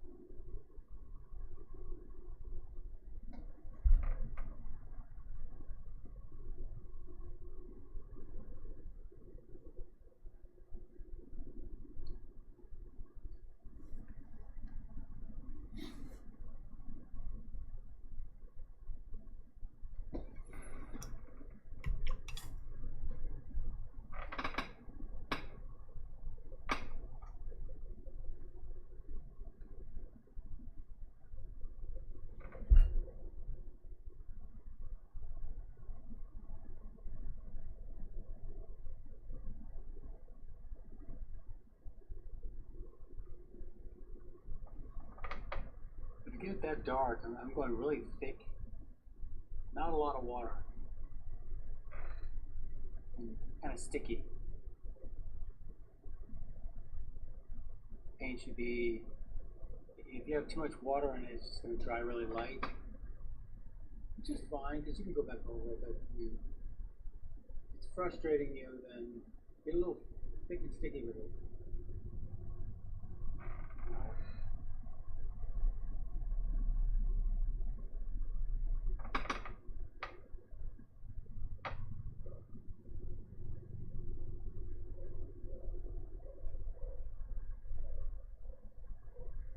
You know, she certainly works with these gradations for a while.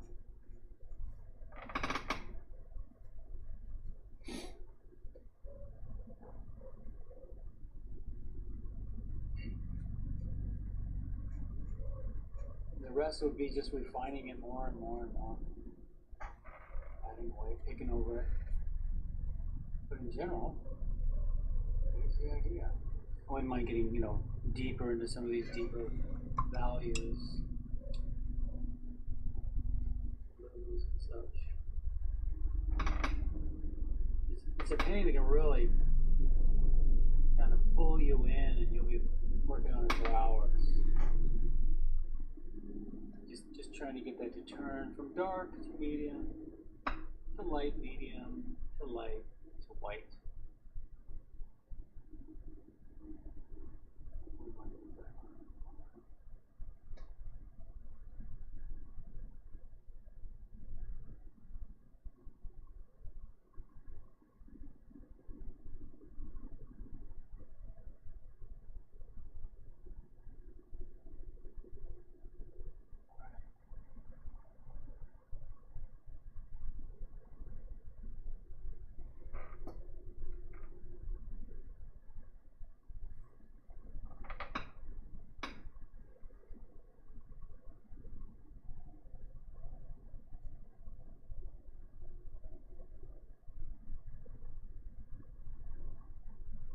All right.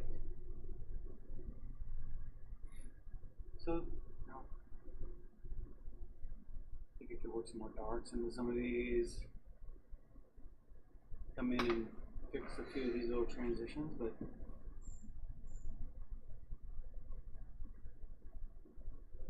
okay. So, how about you? Well, it's gonna be a late one, huh?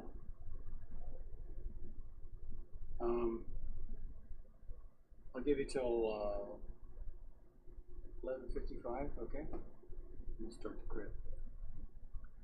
All right.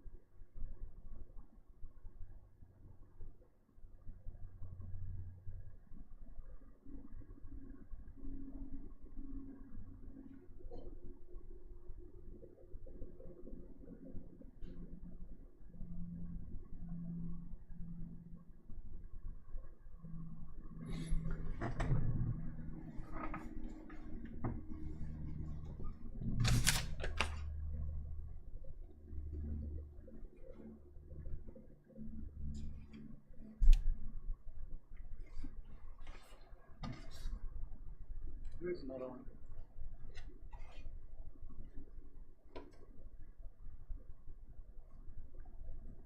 Two more and then we'll get started.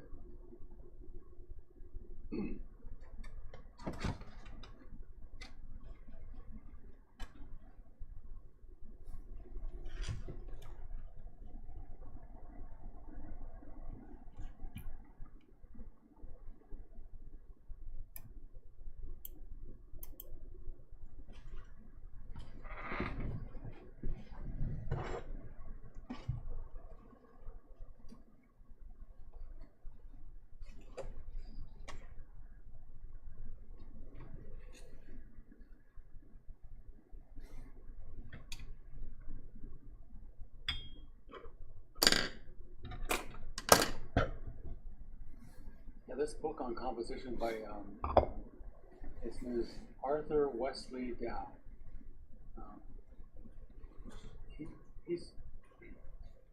It's almost like he's bringing Eastern ideas about art and really showing Westerners how to use them and why. It's really, really good book.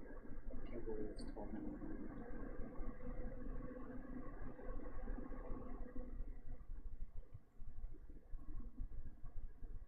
Well, he keeps in these exercises too to work, and he has you work with the sumi brush.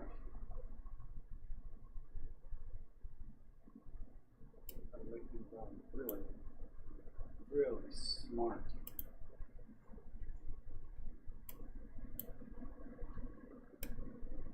So what was the original? I don't know when it was actually original.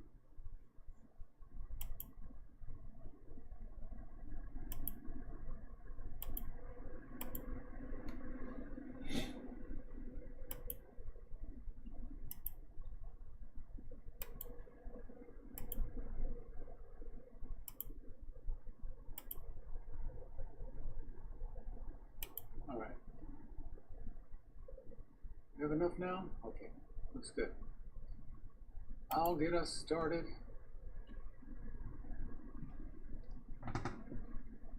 There we go.